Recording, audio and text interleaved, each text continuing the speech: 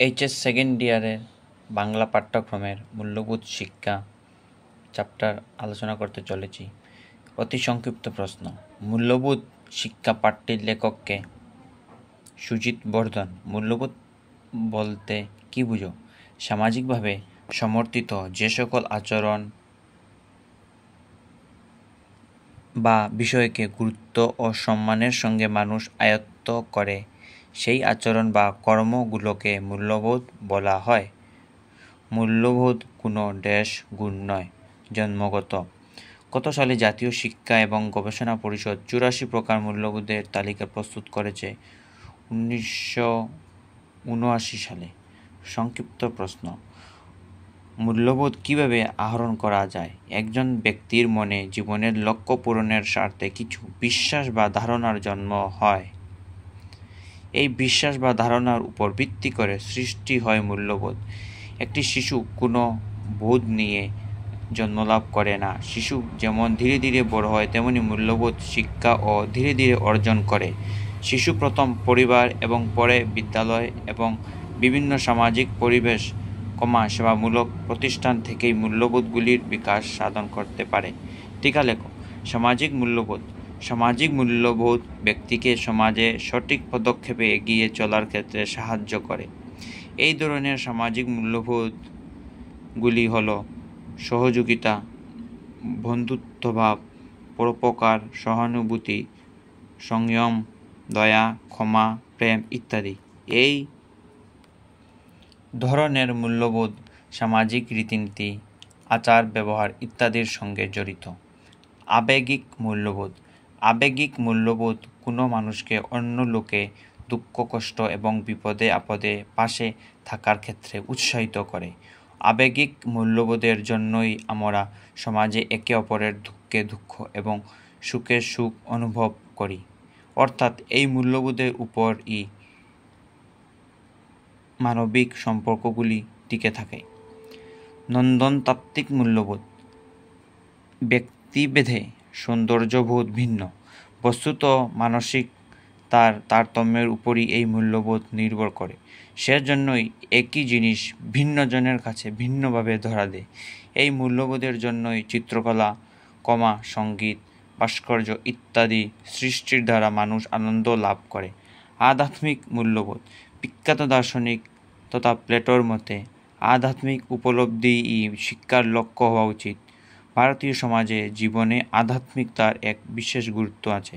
আধ্যাত্মিক মূল্যবোধ ব্যক্তির আত্মার বিকাশের উপর অধিক গুরুত্ব প্রদান করে। এই মূল্যবোধ অনেকটা ধর্মভাগের সঙ্গে জড়িত। নৈতিক মূল্যবোধ। সংসারে নিজেকে প্রকৃত মানুষরূপে পরিচিত ও প্রতিষ্ঠিত করতে হলে নৈতিক মূল্যবোধ আহরণ করা অতি আবশ্যকীয়। আমাদের সততা, নিষ্ঠা, ন্যায়পরায়ণতা, পরোপকারিতা, সহযোগিতা ইত্যাদি এই ধরনের মূল্যবোধ। 3 গ। মূল্যবোধ শিক্ষা কি তোমার আবশ্যিক বলে মনে হয়? তোমার উত্তরের সপক্ষে যুক্তি দাও। মূল্যবোধ শিক্ষাকে আমাদের জীবনে আমি আবশ্যিক বলে মনে করি। এই মতের পক্ষে আমার যুক্তিবাদ কারণগুলো হলো: ক। শিষ্টাচার, সৌজন্যবোধ ও কৃতজ্ঞতাবোধ প্রভৃতি সামাজিক মূল্যবোধ শিক্ষার দ্বারা মানুষ ভদ্র, বিনয়ী ও ব্যক্তিত্বে উজ্জ্বল হয়ে ওঠে। শিশুকাল থেকে শেখালে সামাজিক বিকাশে সাহায্য করে এবং শিশুকে অপরাধমূলক কাজ থেকে বিরত রাখে। সংযম, সহিষ্ণুতা, অহিংসা মানবিক মূল্যবোধ দুর্জয় আত্মশক্তিকে জাগ্রত করে।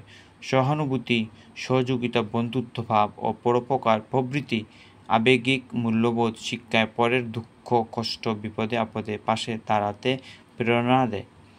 করুণা, সেবা, প্রেম প্রভৃতি মহৎ মূল্যবোধগুলো যুগে যুগে মানব সমাজকে রক্ষা করেছে। এক কথায়, উল্লিখিত মূল্যবোধ শিক্ষা করলে ব্যক্তিত্ব ও সমাজের বিকাশ ও ঐক্য বাধাপ্রাপ্ত হবে। তাই মানব জীবনে মূল্যবোধ শিক্ষা একান্ত আবশ্যিক। মূল্যবোধ শিক্ষা কেন অপরিহার্য, অথবা মূল্যবোধ শিক্ষা আমাদের কি প্রয়োজন সাধন করে? বিস্তারিত আলোচনা। প্রথমত, মূল্যবোধ শিক্ষা আমাদের মধ্যে মূল্যবোধকে জাগ্রত করে। জ্ঞানকে শুধুমাত্র পুঁথিগত করে না, ব্যবহারিক জীবনে আত্মশক্তি ও আত্মানুশাসনের প্রত্যয় সৃষ্টি করা মূল্যবোধ শিক্ষার উদ্দেশ্য। অন্যায়, অবিচার, হিংসা, বিদ্বেষ, মিথ্যাচার ইত্যাদি পরিহার করে সহযোগিতা, সহানুভূতি ও শান্তিপূর্ণ সহাবস্থানের জন্য এই শিক্ষা উপযুক্ত মানসিকতার সৃষ্টি করা। এই শিক্ষার আরেকটি উদ্দেশ্য হল জাতি, ধর্ম, বর্ণ নির্বিশেষে সকলকে সমান দৃষ্টিতে দেখার ক্ষমতাও সৃষ্টি করে।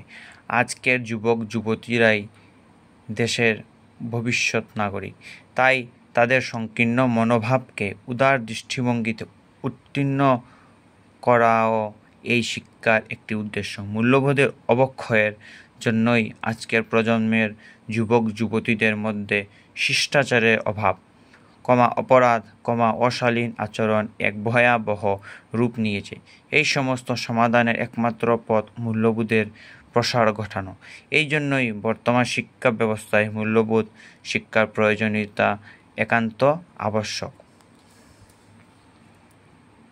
পাঠে উল্লিখিত যে কোনো দুটি মূল্যবোধ সম্পর্কে বিস্তারিত লেখো।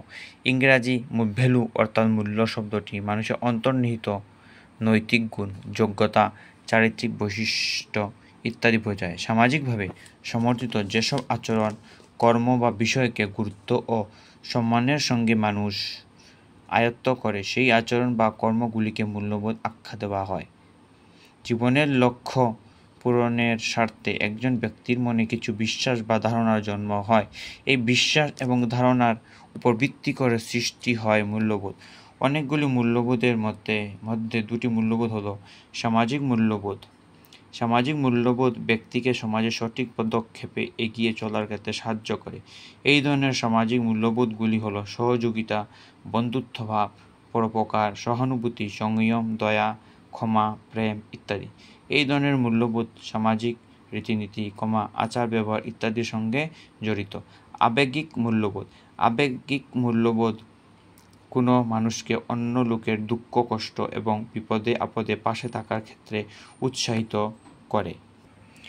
এই মূল্যবোধের জন্যই আমরা সমাজে একে অপরের দুঃখে দুঃখ এবং সুখে সুখ অনুভব করি। অর্থাৎ এই মূল্যবোধের উপরই মানবিক সম্পর্কগুলি টিকে থাকে।